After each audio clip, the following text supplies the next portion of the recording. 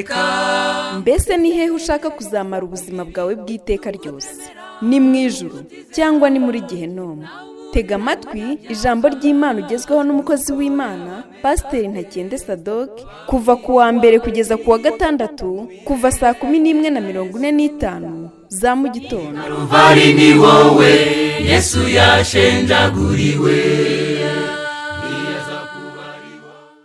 Iyo turebye muri Yohana wa mbere igice cya 5 umurongo waho wa 13 haratubwira ngo ibyo ndabibandikiye mwebwe abizeye izina ry'umwana w'Imana w'ikinege kugira ngo mumenye ko mufite ubugingo buhoraho. Turimo turavuga ku bugingo buhoraho ariko tuvuga ku bwishingizi bw'uko kumenya ko ufite ubugingo buhoraho. Yesu uramutse utekereje cyangwa unavuze cyangwa wiringiye ko ufite ubugingo buhoraho waba ukosheje cyangwa ibyo bintu nibyo Bibiliya yigisha. Ubushize twarebye ijambo ubwishingizi ndetse tunabona yuko ari ubutunzi bwose bwo kumenya neza mu mitima yacu ubwiru bw'Imana ari bwo Kristo. Yewe twabonye n'irindi jambo rivuga ko ari ibyiringiro byuzuye. Twabonye n'irindi jambo rivuga yuko ari ukumenya neza yuko imibiri yacu yuhagijwe amazi meza. Ubwishingizi ni ukudashidikanya iteka ryose. Ibyiringiro byawe ukaba utabishidikanya by'iteka ryose. Hari irindi jambo risobanura ubwishingizi. Iri jambo ni ukumenya. Ukumenya. Muri Yobu igice cya 19 umurongo wa 25 kugeza kuri 27. Yobu yaravuze ngo ariko jye ubwanjye nzi yuko umucunguzi wanjye ariho. Rino jambo nzi ni ijambo Yobu yavuze atavuze ngo numvise ko cyangwa bambwiye ko cyangwa ndatekereza ko ndibwira ko ndakeka ko oya, ahubwo yaravuze ngo nzi. Mwene magambo yaravuze ngo nizera ntashidikanya yuko umucunguzi wanjye ariho kandi ko amaherezo azahagarara mu isi kandi uruhu rwanjye nirumara kubora nzareba Imana mfite umubiri. Mana ishimwe cyane, nzayireba ubwanjye, amaso yanjye azayireba sayundi. Ubu bwishingizi no gusobanukirwa kwa Yobu biratangaje cyane. Mu gihe tumaze gusobanukirwa ko Yobu ari cyo gitabo gishobora kuba ari icya kera muri Bibiliya, kandi mu bigaragara Yobu yabayeho mu gihe cy'abakuru b'imiryango cyangwa se ubwoko. Cyagiye cya kera. Yobu kubera ko yizeraga Imana yari afite ubwishingizi bw'agakiza. Yari azi neza ko umucunguzi we ariho kandi yari azi neza yuko yapfa yagumaho. Yari azi neza yuko azareba umucunguzi we. Amaso ye ubwe akaba ari yamubona atarayundi amumurebeye, ahubwo amaso ye akamwirebera. Mana ishimwe cyane kubwo kwizera kwa Yobu kwari ukwizera kuzima guhinguranya mu rupfu, maze akareba ibyiringiro bitajegajega, ibyiringiro byuzuye kandi bitarimo gushidikanya. Timoteyo wa 2 igice cya 1 umurongo waho wa 12.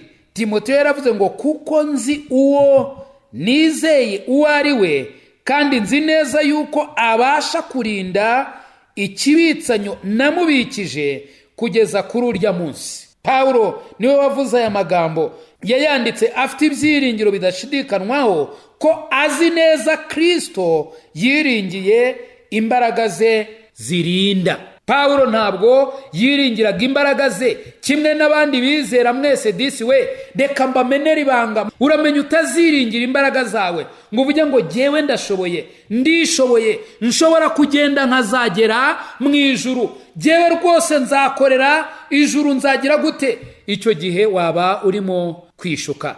Ahubwo ukwiriye kwiyegurira Kristo maze akaba ari ukurinda, kuko niwe ushobora kukurinda koko kandi ntiyigere agutakaza. Iyo urebye hano muri Yohana wa mbere igice cya 5 umurongo wa 13 tuhavuze inshuro nyinshi ngo ibi ndabibandikiye mwebwe abizeye izina ry'umwana w'Imana w'ikinege kugira ngo mumenye ko mufite ubugingo buhoraho. Cakarongo muri Bibiliya yawe niba uyifite cyangwa se mu mutima wawe, iri jambo ngo ndagira ngo mumenye ko mufite ubugingo buhoraho. Mumenye, iri ni ijambo rikomeye cyane Imana ishaka ko ryandikwa mu mutima wawe. Yohana igice cya 10 umurongo waho wa 14.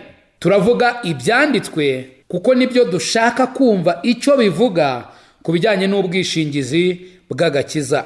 Yohana igice cya 10 umurongo waho wa 14 haravuga ngo nijye mwungeri mwiza kandi menya intama zanjye, izanjye zikamenya. Ahangaha umwami wacu avuga yeruye ko atazi gusa intama ze, ahubwo intama ze zose ziramuzi. Wow! Kristo ni ukuri koko azi intama ze, ariko ntabwo ari aho bigarukira ngo zo zibe ziri mu rujijo. Oya, ahubwo nazo ziramuzi. Icyamuka bufite ubu buhamya bumeze nk'ubwa Pawulo, ko uzi neza uwo wiringiye ko ashobora kurinda agakiza kawe rwose. Icyamuka bufite ibyiringiro bimeze nk'ibya Yobu, ukaba uzi neza yuko uzabona Yesu ubwo azaba agarutse ku bicu. Yasanga warasinziriye, uzazuka ukamureba. Niwumva impanda uzazuka ukazamurwa n'imbaraga zazuye Yesu Kristo, ukamusanganira mu bicu. Icyamuka bufite ibyiringiro nk'ibya Yobu, nk'ibya Pawulo, nk'iby'abandi bizera bose batubanjirije. Hari indi mvugo Bibiliya ikoresha ya 3. Iya mbere twabonye ni imvugo ivuga ubwishingizi cyangwa se ubutunzi. Hanyuma indi ni ukumenya. Hanyuma indi mvugo Bibiliya ikoresha mu byanditswe ni ubugingo buhoraho cyangwa se bw'iteka ryose. Muri Matayo igice cya 25 umurongo waho wa 46 biravuga ngo abo bazajya mu ihaniro ry'iteka, ariko abakiranutsi bazajya mu bugingo buhoraho. Ubugingo buhoraho ni ijambo Bibiliya ikoresha. Iyo urebye muri Yohana igice cya 3 umurongo waho wa 16 umurongo abantu benshi bamenyereye, Bibiliya yavuga ngo kuko Imana yakunze abari mu isi cyane byatumye itanga umwana wayo w'ikinege kugira ngo umwizera wese atarimbuka, ahubwo ahabwe iki? Ahabwe ubugingo buhoraho. Yohana igice cya 4 umurongo waho wa 14 Yesu arimo avugana n'umudamu w'umusamariyakazi, aramubwira ati ari kunywa amazi nzamuha ntazagira inyota rwose iteka ryose, ahubwo amazi nzamuha azamuhindukiramwo isoko y'amazi adudubiza kugeza mu ki? Kugeza mu bugingo buhoraho. Yohana 5:39 hano uhasomye ubona ubugingo, ariko reka tuhasome this way. Reka tuhasome Yohana igice cya 5 umurongo wa 39. Yesu yari arimo avugana n'abayuda, ababwira ngo iki? Yohana 5:39 Yesu yabwiye abayuda ngo murondora mu byanditswe kuko mwibwira ko muri byo arimo mufite ubugingo buhoraho, kandi ari byo bimpamya. Yesu yari arimo ababwira ko ubugingo buhoraho buri muri Kristo, ntabwo buri mu nyuguti. Kuba uza amagambo ngo Yesu, Imana, El Shaddai, ushobora byose, uhoraho, ntabwo ibyo ari byo biguhesha ubugingo this way. Ikiguhesha ubugingo nuko wizera Kristo n'umutima wawe wose. Ugomba kwizera Kristo n'umutima wawe wose. Abayuda bari bazi ibijyanye n'umutekano w'iteka ryose, ariko ntabwo bashatse kwizera Yesu. Hano muri Yohana 6:27 Yesu yongeye kubwira abantu yari arimo yigisha, arababwira ati nimukorera ibyo kurya bishira, ahubwo mukorera ibyo kurya bigumaho kugeza mu bugingo buhoraho. ibyo umwana w'umuntu azabaha, kuko se ari we Mana yamushyizeho ikimenyetso cyayo. Usomye muri Yohana igice cya 10:28, Yesu yaravuze ngo nziha ubugingo buhoraho kandi ntizizarimbuka na hato iteka ryose, kandi ntawe uzazivubunura mu kuboko kwanjye. Twasoma ibyanditswe byinshi cyane aho twagenda tubona Bibiliya itubwira ku ijambo ubugingo buhoraho, kandi aho irivuga hose ibirimo kuvuga ko umuntu wese wumvise ubutumwa bwiza bwa Yesu Kristo akizera Imana yakoze uwo mugambi ikanawusohoza, ubwo Yesu yazamurwaga ku giti akabambwa, agapfa, agahambwa, maze nyuma y'iminsi 3 n'amajoro 3 akazuka, uwo muntu ahabwa ubugingo buhoraho. Yohana wa mbere 2:25, Bibiliya iravuga ngo iri ni ryo sezerano yadusezeranije, ni ubugingo buhoraho. Imana yasezeranije abizera Yesu ubugingo buhoraho. Ntabwo yigeze idusezeranya ubugingo bw'akanya gato. Yohana wa mbere 5:11 haravuga ngo kandi uko guhamya nuko Imana yaduhaye ubugingo buhoraho, kandi ubwo bugingo bubonerwa mu mwana wayo. Nureba aya magambo ko Bibiliya ariyo iyakoresha. Bibiliya nikoresha ijambo ubutunzi bwose bwo kumenya neza mu mitima yacu ubwiru bw'Imana ari bwo Kristo. Ubutunzi bwo kumenya.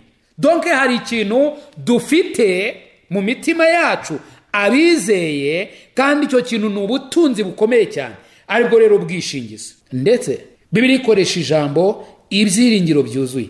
Bibiliya ikoresha ijambo kuhagirwa cyangwa se kuhagizwa amazi meza. Bibiliya ikoresha ijambo ibyiringiro bidashidikanwaho iteka ryose. Bibiliya ikoresha ijambo kumenya.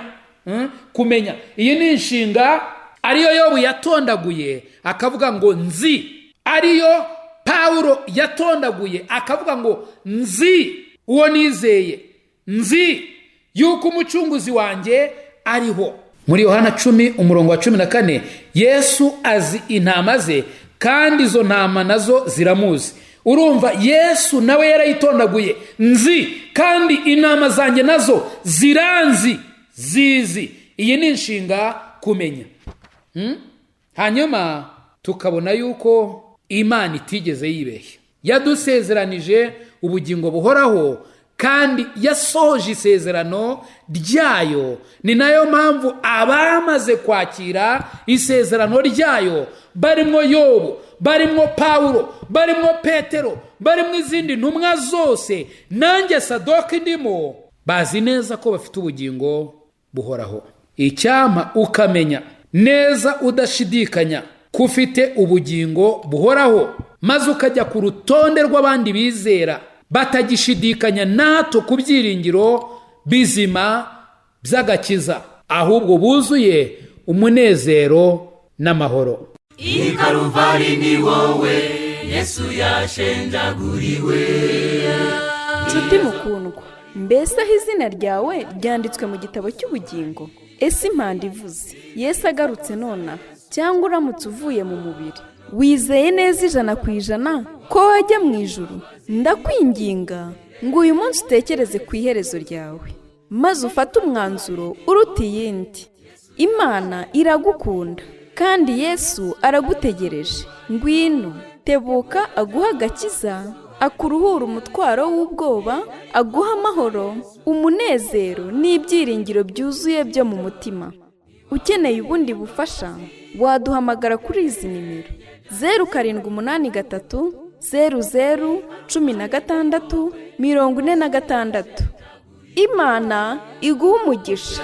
Kuba ari wowe munyabyaha gusa uhari, ntibyari kubuza Yesu kuza hano kugupfira, niwaburira imbabazi.